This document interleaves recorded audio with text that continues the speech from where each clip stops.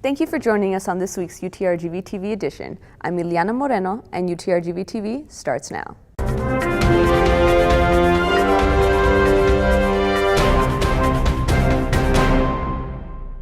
After 4 months of deliberation, the Dream Center resolution was passed by the Student Government Association Senate.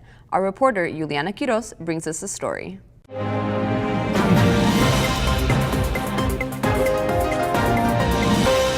Following 4 months of discussion amongst members of the Dream Center Ad Hoc Committee, when we take the time to listen to each other, that's when we really get things done. The SGA Senate passed the Dream Center resolution calling for the creation of a consortium of resources for undocumented students located on the Brownsville and Edinburgh campuses.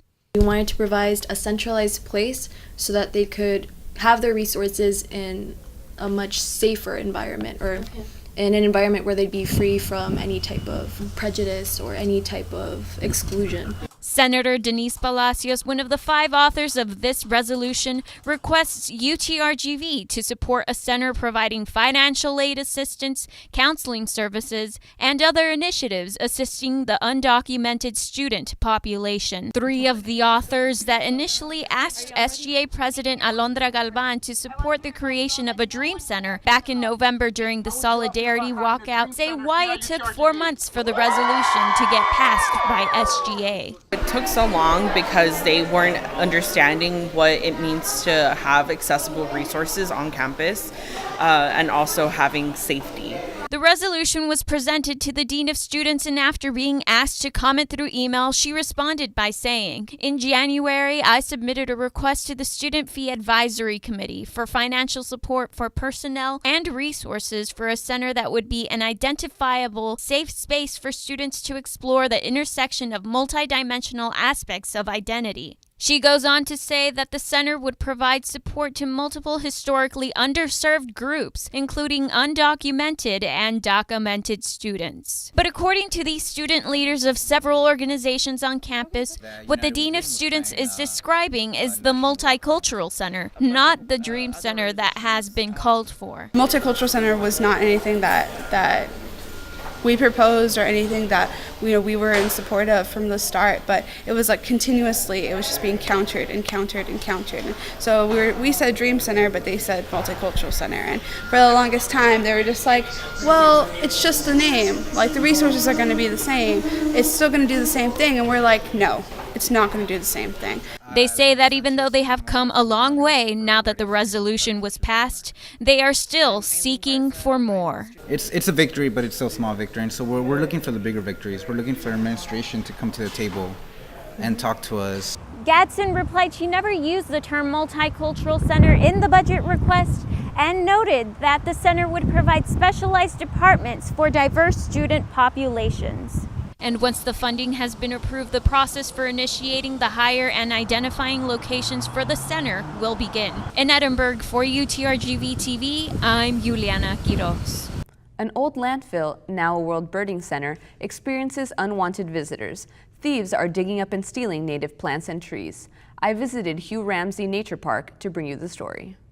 Theft has been a serious issue here at Hugh Ramsey Nature Park, as thieves have been entering the 53-acre park stealing anything from plants, trees, bird feeders, and even gardening supplies. Arroyo Colorado Audubon Society president, Norma Friedrich, says that the vandalism and theft has been going on for years, but is getting worse. We actually raise money and pay for these plants. They're not supplied by the city. So they're actually not stealing from the city, or if they feel like, okay, I pay city taxes, this belongs to me, it does not belong to them. It belongs to all of the people who come to enjoy this park. They steal tools, they steal anything that we leave out here. Arroyo Colorado Audubon Society members believe that the reason thieves are able to easily access the park is because of this broken gate being left open at night. I spoke to the director of Parks and Recreation in Harlingen, Javier Mendez, regarding the options of future security at the park. We're going to put some cameras up in the parking lot, so we'll be able to see. The other precaution that we are making, of course, we contacted the police department, and what they're doing is they're making more patrols in the area. Volunteers have already taken action by spray painting their water hoses, taking down their bird feeders, and taking their gardening supplies back home. As a result of the thefts, signs have been placed reminding park-goers that Hugh Ramsey Nature Park closes every night from 10 p.m. to 6 a.m. From Harlingen, for UTRGV-TV, this is Ileana Moreno. In observance of Autism Awareness Month, PSJA ISD hosts its 6th annual Autism Awareness Walk. Our reporter, Aisha Palma, attended the event to bring you the details. I'm here standing at the PSJA Stadium where families and friends from the Far San Juan Alamo community have gathered to walk in support of kids with autism. April is Autism Awareness Month. Autism is a developmental disorder that affects a person's ability to communicate and interact with others. Thanks to all the staff and the hard work that PSJ has done with our students. The mission of PSJ's district is to educate, support, and advocate for children and families affected by ASD. The purpose of our 6th annual Autism Awareness Walk is to bring awareness to the community about autism and also to provide a fundraiser activity for scholarships that we provide for our students on the spectrum. The community heard from students who spoke about their personal experiences living with autism and encouraged others to be understanding and to never give up on their dreams. We just want our parents to know that their son or daughter, but there's hope. You know, there's a lot of things kids with autism can do. And we have kids that are showing that, and that's what we're proud of. And this is what our event is about, showing that our kids have capable of doing a lot with their disability. The Autism Awareness Walk allowed the community to learn more about autism and show support for those affected by one of the fastest growing serious developmental disabilities in the United States. Several organizations and agencies joined forces to provide information on autism and had activities for children to enjoy. Senior Anthony Salinas has been inspired by his educators who have helped him in every step of the way. My teachers avoid me, tell me, Anthony, you do good out in the real world. People from all ages attended this autism walkathon in hope for students with this disability to have a voice and dream on. And remember that there is hope and that in this world, no one stands alone. Reporting in Far, Texas for UTRGV-TV, Aisha Palma. The UTRGV Superhero Project provides students with training on how to be an active bystander on campus. Our reporter, Renata Cruz, brings us the tech story.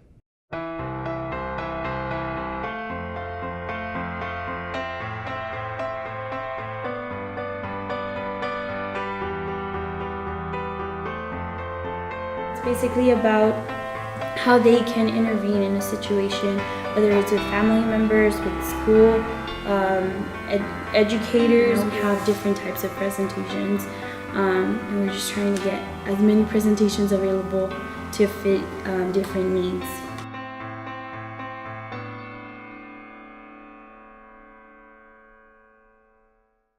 The RGV Low-Cost Spay and Neuter Clinic hosts its 4th annual Pints for Paws. Our reporter, Jacqueline Arias, brings us more. What do puppies and beer have in common? Nothing besides trying to promote a good cause while having fun, which was the main objective for the RGV Low-Cost Spay and Neuter Clinic on Saturday. The 4th annual Pints for Paws Beer and Music Fest brought live music, food trucks, auctions, and of course beer to raise awareness on the pet overpopulation in the Rio Grande Valley. While all of them are really cute and adorable, the clinic emphasized the importance of spaying and neutering your pets at home. People in the community can help by being responsible for their pets and spaying and neutering, having them updated with shots, any vaccines that they might need, and also adopting, not shopping. The RGV has the 2nd largest animal intake in the state of Texas, and over 100 animals are humanely euthanized every day, making it one of the main reasons community members come out for the dog-friendly festival. This is my dog, Lucy. She is 11 years old. She is a rescue dog from Houston. So we have traveled all over the place together. I've lived in North Carolina, Pittsburgh, Washington, D.C., and she's been with me everywhere. So shelter dogs are the absolute best. So I absolutely believe in supporting any cause that will be able to help them, including for a low-cost spay and neuter. This festival proves you can enjoy a beer and play fetch while supporting a good cause. For UTRGV-TV, I'm Jacqueline Arias. Child actors hit the stage in UTRGV's latest theater production. Our reporter, Neida Alcantar, brings us the tech story.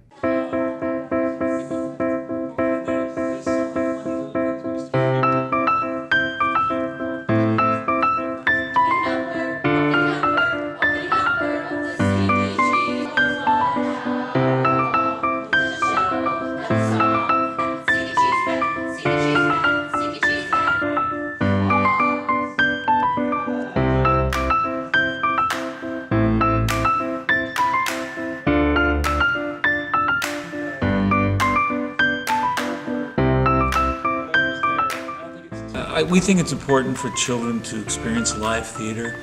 They often don't get to, and it's a different form of entertainment than movies.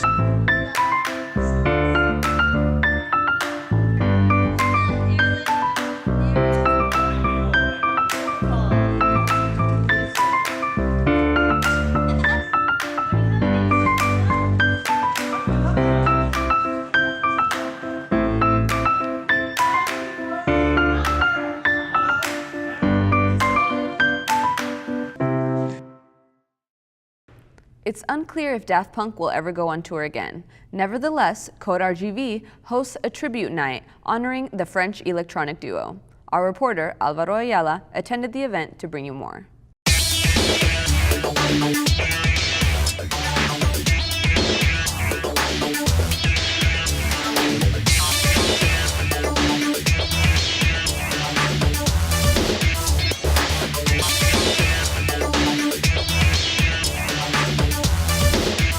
So we're a tech nonprofit organization based in the Rio Grande Valley with a program to build better nerds. So we started Code RGV with that mission, with the idea that we can take people and educate them about technology. And what's happened is now we've branched off into a number of different programs. We have a 30-foot RV that we've renovated and put 20 workstations in to drive out into colonias to teach kids to code. We've got programs where we teach computer programming and Photoshop and basic electronics at the McAllen Public Library.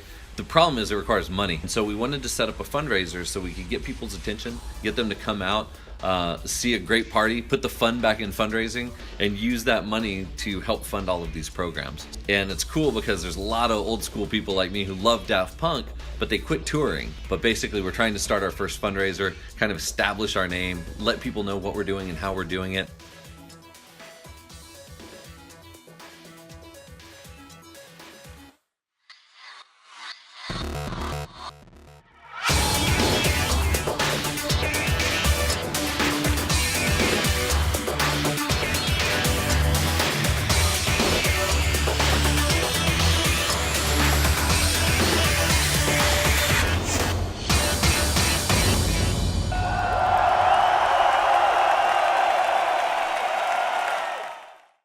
And here's Daniel Galvan with the latest in UTRGV sports.